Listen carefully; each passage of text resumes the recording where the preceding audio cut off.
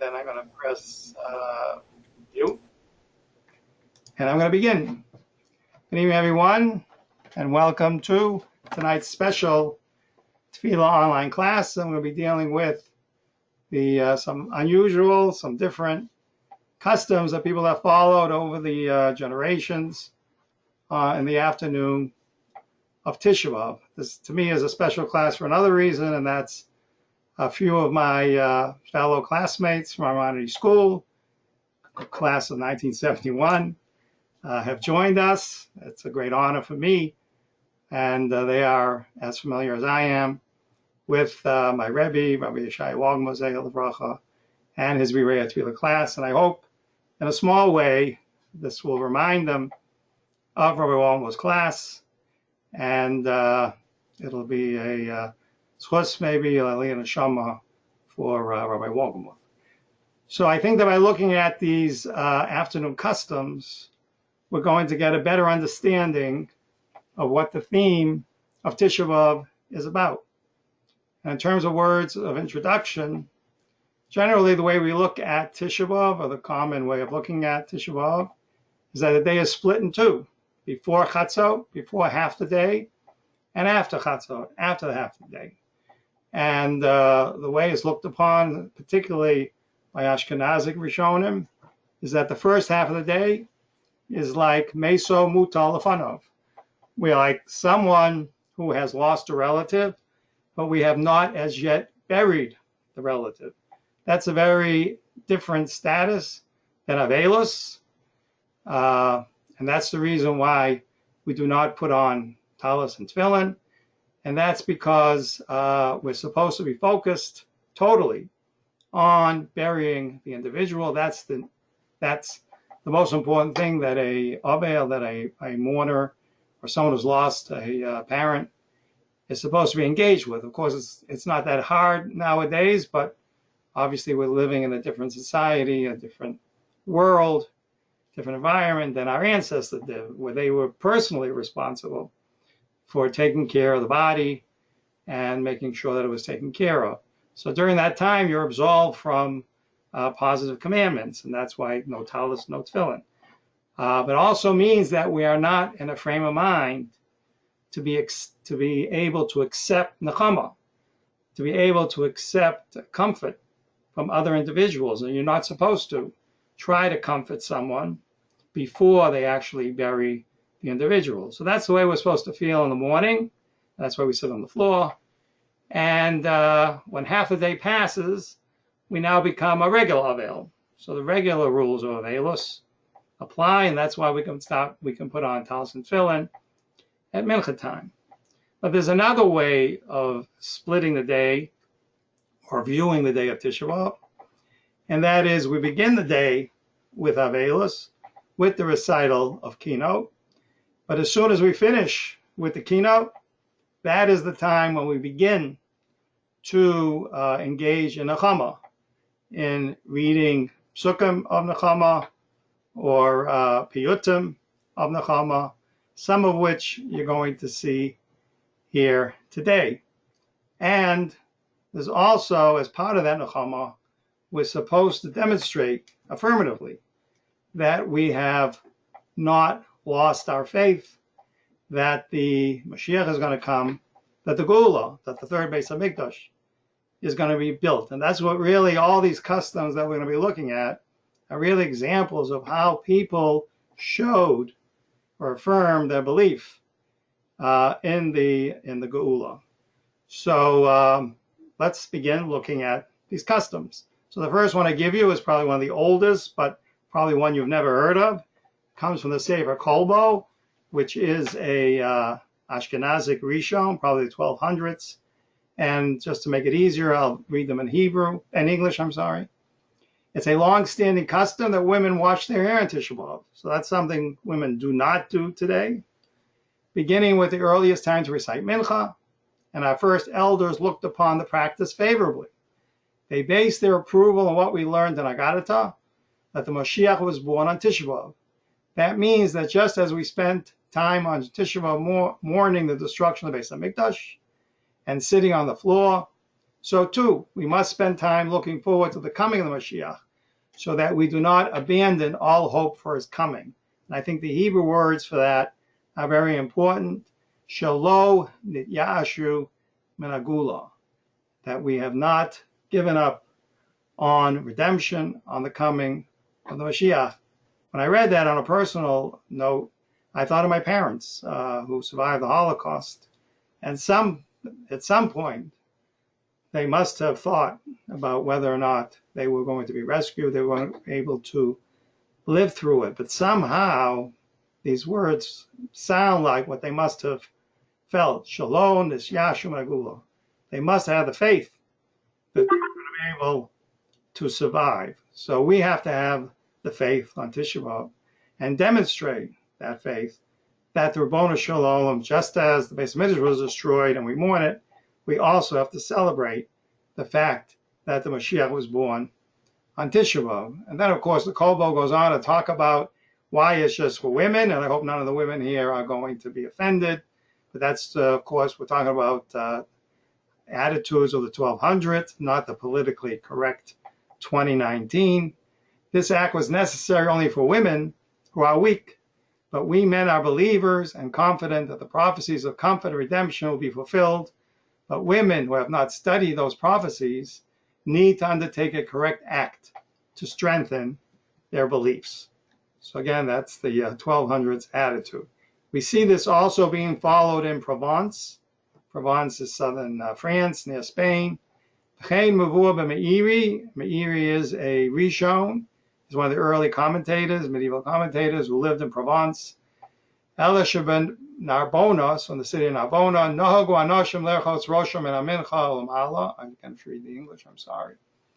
In Narbona, it was the custom among the women to wash their heads from Mincha time forward on Tisha B'Av, and we heard that the elders and rabbinic leaders directed them to do so, based on a midrash that relates that the Moshiach was born on Tisha B'Av, and that following the custom demonstrated accepting comfort and faith in the coming of the redemption. And the Meiri himself expressed no objection to the practice, even though there may be halachic problems with it. A second example is reading verses from the Torah which describe how the Rabbonu Shalom is going to bring the Moshiach and is going to bring the Geula to the world. And this is from the Chida, which is a little later, which is more contemporary, close to the 1800s. It's the practice among many to recite verses of comfort on Tisha B'Av during Mincha, and we'll see some of those verses in a moment. The Rabbi Sharei Knesset Agdola, the name Rabbi Seid Al-Derech, questioned the practice based on the rule that we are not to learn Torah during any part of Tisha B'Av. And that's one of the prohibitions, because an Avel during the 7 days of Shiva is not allowed to study Torah, because that's considered to be a pleasure and enjoyment. He has to study sad things. That's why it's okay to study the keynote or study Eos. Some people study parts of the Gemara that dealt with the destruction. But what's interesting is he was objecting to reciting verses of comfort because it was study of Torah. How is it study of Torah? Well, I always like to say that every time we recite a verse during our prayer service, whether it's in Shema, whether it's in Psukei de Zimra, or any other part of the davening, even though it's part of the davening, because it's a verse and because you're supposed to be thinking about what that verse means, particularly in the words of Kriya Shema, that's study of Torah. So in truth, when you talk about prayer, you have to recognize the way our sages put together our Tefillah, the Siddur, is that they had in mind that we should be engaged not only in Tefillah, but in Torah study. So it's really a combination of Torah study and Tefillah, and that's what's considered avoda, which is a better way of describing our Tefillah. What we're trying to accomplish is avoda, service to the Rabbonu Shalom, and we do it both ways, both through prayer and through the study of Torah. So the Rav Yad Aaron found support for the practice from the words of the Hegos Maimon that were quoted by the Beis Yosef. I will add to his words that since the days of Rav Yosef Karo, there were already printed Sidurim al Zorim, and included the practice. If he objected to it, he would have said so. His silence supports the view that he approved of the practice. It's an interesting argument. It's a historical argument.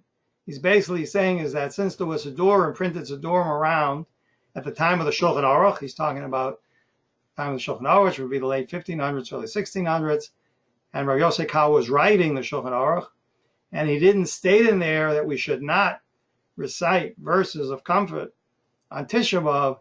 That means he approved it. So a kind of interesting argument. It's through silence that they felt that the Shulchan Aruch was giving permission to this practice of reciting verses. So what's one example? So what I found in an older Sephardic siddur, in that in Mincha time, they read after the Torah reading and after the regular Haftorah that's read, they read a piyut, and then they read the Haftorah of the next Shabbos, Shabbos Nachmu. So the psukim of Shabbos Nachmu, of Haftorah Nachmu, served as the verses of comfort that they would recite on Tisha B'Av afternoon to indicate that they had not lost their belief, their faith that the Ribono Shel Olam would bring the Moshiach and would bring the ultimate redemption. Interestingly enough, and I really haven't seen anybody point this out, we Ashkenazim actually do that as well. And we do it not only in the morning after the keynote, but we also do it at night after we recite several keynote, after reading Eicha. And you should pay attention in when whatever booklet or book you're going to be using to recite the keynotes on Tisha B'Av night, to see that it ends, that section ends, and before we say Ata Kadosh, we go back to the regular davening, we actually recite psukim, and these are psukim of Nechama. So in essence, we are following this rule, that there is this second theme. There is the theme of the morning, and there's also the theme of comfort, that we need to comfort ourselves with the thought that the Ribono Shel Olam is going to bring about the Geula. And here I give you what we say. The first line is not a pasuk. It's an introduction. Show compassion at Zion, as you said. Reestablish Zion as you declared. Hasten the rescue and speed along redemption. Return to Yerushalayim with abundant compassion. As it is written among the words of the prophets, therefore so says God, I will return Yerushalayim with abundant compassion. My home will be rebuilt there. That is the declaration of God, Lord of hosts. And a measuring string will be strung across Yerushalayim. And in another work of prophecy it is said, so said God, Lord of hosts, my city shall again overflow with good, and God will once again comfort Zion, and God will choose Yerushalayim as his place of residence. And it is written that God will comfort Zion, comforts its ruins, and will turn its deserts into Eden, and its desolate areas into the gardens of God. The sound of joy and happiness will be found there, thanksgiving and the sound of song. And in my opinion, we really have to pay attention in the morning to make sure we say this, because in the keynote services that I've gone to, the last keynote that we recite is a song, Keli Tzion Uvaneha, and then we go right into Ashrei. This section is in the keynote book, and based on what we're studying tonight, it's really very important that after we recite all these keynote that talk about mourning, that we do recite these four verses of comfort, so that we do acknowledge that we have faith in the Ribono Shel Olam bringing about redemption. One more example of minhag is here, number 3. I further saw in the book of Kavanos, this comes also from the Chida of the Ari, so this is again about 17 or 1800s, who referred to the practice and supported it based on what our sages said, that when the Jewish people saw that on Tisha B'Av in the evening, the Beis HaMikdash was set on fire, they recited a chapter of Tehillim, acknowledging that God had cast his anger on the wood and stone that comprised the Beis HaMikdash, and not on them. They were happy, because if not, the Jewish people would have ceased to exist, so they were comforted. Therefore, we should recite verses of comfort as well. And this is a point that's made in the keynote, that we are fortunate that when the destruction of the Beis HaMikdash came, it didn't come with a massacre. It didn't come together with a Holocaust. it was basically the destruction of stone and wood. And the people initially were living. They were not part of the destruction of the Beis Hamikdash. Of course, because of the various rebellions, hundreds of thousands of Jews did die, but not at the moment that the Beis Hamikdash was destroyed. So that was, in essence, if there was anything, any sunshine in that dark moment, it was the fact that God exhibited his anger against stone and wood of a building and not destroy the Jewish people. Reb Chaim Vital wrote there that he heard another reason from his teacher that at Mincha time the Moshiach was born, who was known as Menachem. That's his name, and that literally translates to comforter, to one who comforts. I further found written that for this reason our sages do not interfere with the practice among women who with all their strength clean the house and arrange the beds and other chores around the house, which is an ancient custom among the Jewish women of Italy. And because they're, well, here we go with, again, I apologize to the women.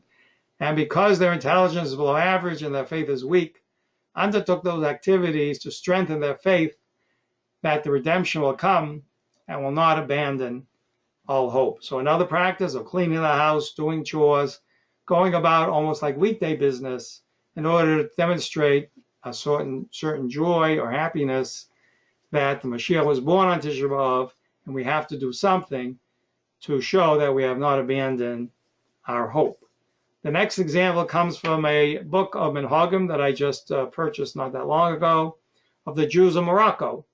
And what's nice about contemporary books of Minhagim, of customs, are the footnotes. And anybody who has done research knows the importance of footnotes. And it's one of the negative side of Svarim from medieval time. They don't come with footnotes. So this book of customs of the Moroccan Jews has some nice footnotes. So one of the things that he mentions, he's talking about the customs of Tisha B'Av afternoon. He says, for a discussion of Tisha B'Av in the afternoon, see the book written by Professor Eric Zimmer, Olam Keminhag Noheg. The basis of his article was somewhat unpleasant that he observed while acting as rabbi in a synagogue comprised of immigrants from Western Germany in New York 50 years earlier. So this professor who wrote this book had originally been a rabbi in a synagogue in New York, and the synagogue, the community was of Jews from Western Germany. When some of his congregants have been careful not to cut their hair during the 3 weeks appeared in synagogue at Mincha time on Tisha B'Av, they were clean shaven. So they purposely shaved, didn't take a haircut, they shaved on Tisha B'Av afternoon. In response to his surprise, they advised him this was the custom of their forefathers. So one of our participants here tonight is Rabbi Richard Aumann, who is a German Jew who has German Jewish heritage, and he's unaware. I mentioned this to him, and he's totally unaware. He never heard of this, and unfortunately, I don't have the book to see, but it's his personal testimony that in his community, the German Jews would shave on Tisha B'Av afternoon. In his conclusion, he cites two traditions concerning the afternoon of Tisha B'Av, and this is something I alluded to in the beginning. The Babylonian tradition, which viewed the whole day of Tisha B'Av as a day of mourning, and Eretz Yisrael tradition, which viewed the day as split into two themes. Until Chatzot, the day was a day of mourning, and after Chatzot, some of the restrictions were loosened because of the messianic fervor that was to be felt at Mincha time on Tisha B'Av. And this alludes to the fact that when you go back to the time of the Gaonim, 800, 900, after the Common Era CE, we actually had two traditions, and we actually have two different prayer services. In Bavel, they had one prayer service, and Eretz Yisrael, they followed a different one. And this is something that's come out from the material that was found in the Cairo Geniza in the late 1800s. Cairo Geniza was a place in the attic of the Ben Ezra synagogue in Old Cairo, where they used to put old Sfarim away. And luckily, those Sfarim did not deteriorate over 700 or 800 years. They did break into fragments, most of them, though some complete pages were preserved. And scholars have been looking at the material over the last 120 years, and they continue till today to publish findings from that material. And just so you have an understanding, in Babylonian tradition, we recite 19 brachas in Shemona Esrei. In Eretz Yisrael tradition, we recite 18 brachas in Shemona Esrei. They combined Bonei Yerushalayim and Es Samach David. So we believe that the 19th bracha, if you're ever curious, what was the 19th bracha? We now know pretty conclusively that it was Es Samach. In other words, in Babylonia, they split Bonei Yerushalayim into two. In Eretz Yisrael, they continue to keep it as one. Why they did it, I've never gotten a good answer as to why in Babylonia they split that one bracha. But here he's giving another example of a difference, that in Bavel, they viewed the whole day of Tisha B'Av as a day of mourning. As I said, in the morning you were to feel like you were someone who had not yet buried your relative. In the afternoon, you were supposed to feel like someone who had already buried your relative. But in Eretz Yisrael, where they always had a little bit of a closer feeling, the destruction of the Beis HaMikdash meant a lot more to them, and so the rebuilding of the Beis HaMikdash meant a lot more to them.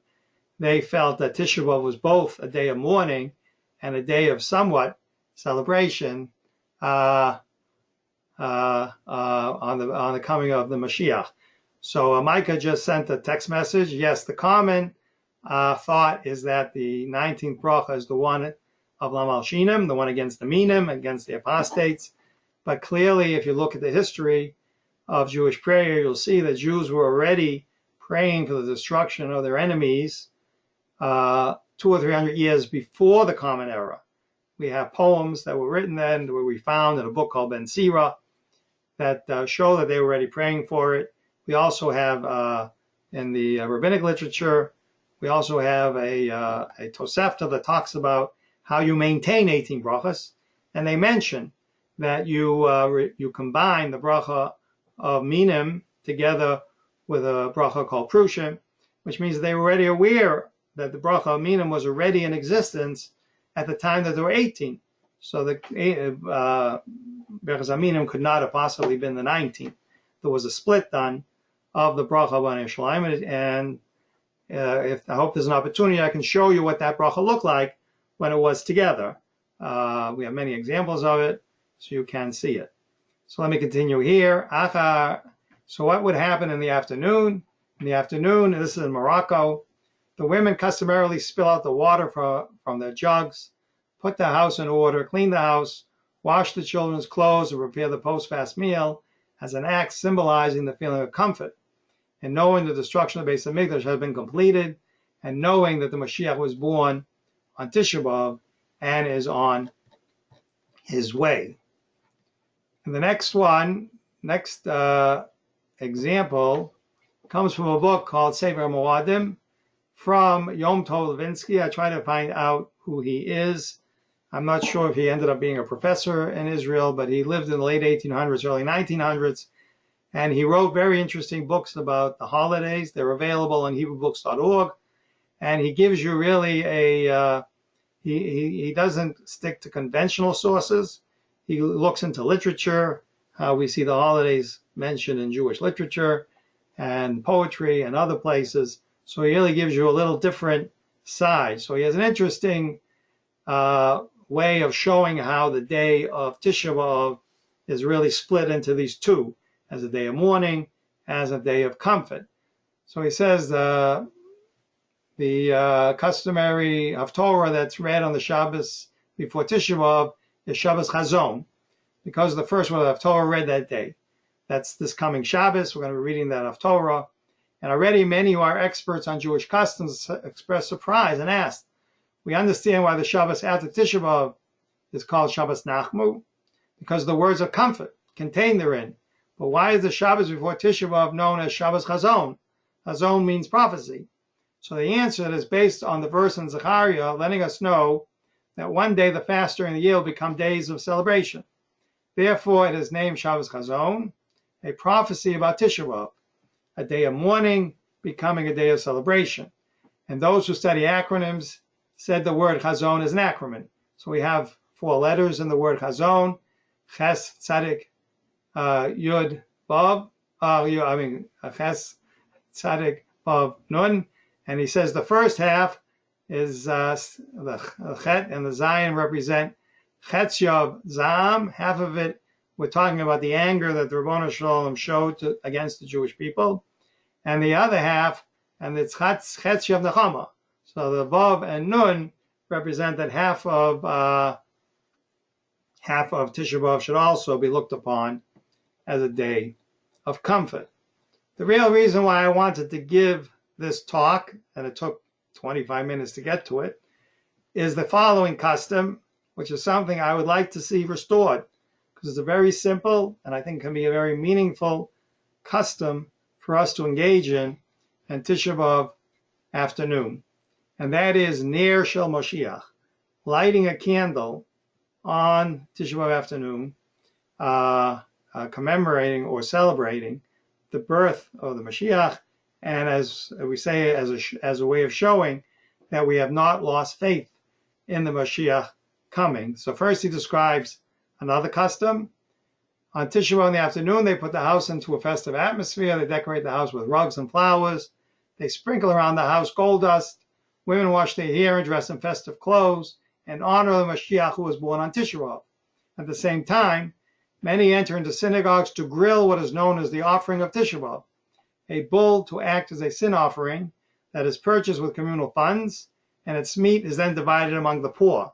I trust they didn't eat it till after Tisha B'Av.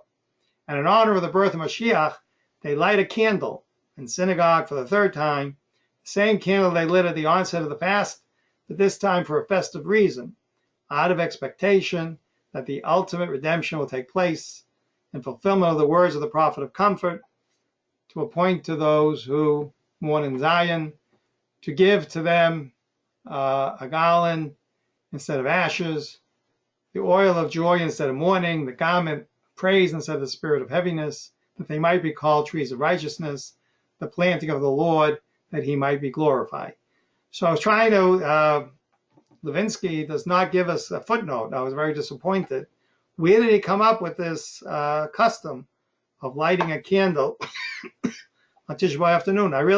I searched high and low in Bar Ilan Digital Library. I tried all kinds of combination of words. And I could not come up with anyone referring to a custom of lighting a candle on Tisha B'Av afternoon to mark the birth of the Moshiach and our belief in his coming. So the only thing I did find was a medrash, and wouldn't be unusual that a custom like this will be based on a midrash.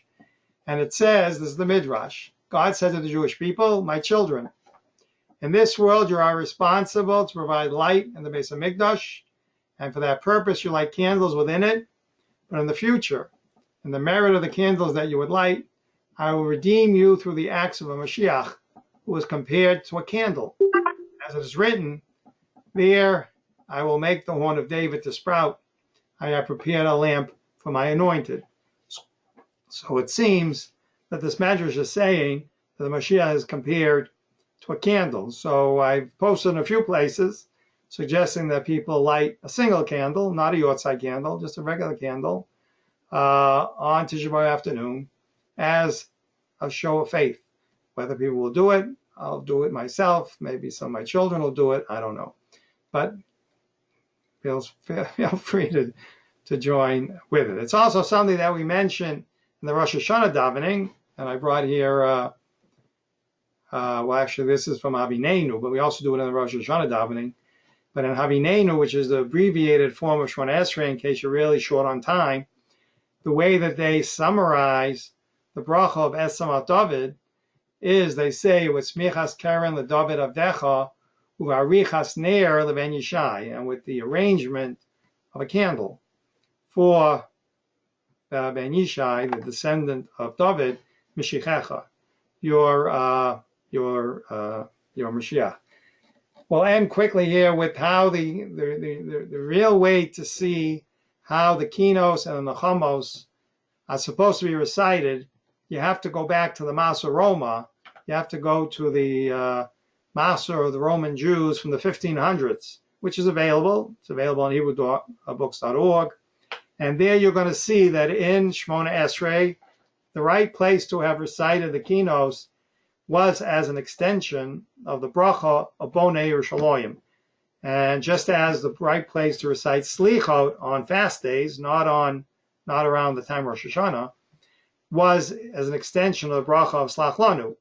But the keynote, there are 21 keynotes that Kalir had composed, and there were 5 Nechamos, 5 poems of Nechama. And over the centuries, I saw where they said they had to move it till after Chazar Hashatz because people were leaving. In the middle, because it was taking so long, people would leave. And since it's important that people be present for all of the repetition of Shemona Esrei, they decided to move it from being recited during the repetition of Shemona Esrei and to be recited at the after Kriyas Torah, as we do today. But just quickly to take a look at what the Romans, how it goes. You have here the transition. They begin with after they recite this last kina, which we recite too, B'Tzeisim Mitzrayim, B'Tzeisim Yerushalayim. I think many of you are familiar with it. They then start Anochi Anochi Anachem. So it's a poem about Nechama, and there are about 3 of them. And then here at the very end, I give you the very end of it. They close with Psukim. If you want to know again, here's another example of a group, a community that recited verses of Nechama, of comfort, and then they recited Rachem, and then they recited the closing bracha of Menachem Tzion Irov Aveli Amo B'Nei Shalayim. We changed that bracha too, only in Mincha time on Tisha B'Av. But because they were reciting, already recited Psukim of Nechama and Piyutim of Nechama, they already changed the bracha or added this to the bracha already in Tefila Shachar. So these are various customs, and I do think they demonstrate how Tisha B'Av should be viewed as having these 2 themes. The earlier part of the day is time to mourn, to remember the losses and catastrophes in Jewish history, and then not to give up hope. And then in the afternoon, to find some way of expressing that we have not given up hope, that the Ron Hashem will bring the Moshiach and will bring a Geula, and let us hope the merit of us studying the keynote and talking about Tisha B'Av. This should be the year, and considering everything that's going on in this country and around the world, it wouldn't be a bad thing if the Moshiach were to come soon. So I wish you all a easy fast, and we'll resume next week, finishing up with Kedusha and beginning to look at the middle brachas of Shemona Esrei. And I again thank members of my class, 71 of my monitors, for joining us today. Thank you all, and we'll now pause.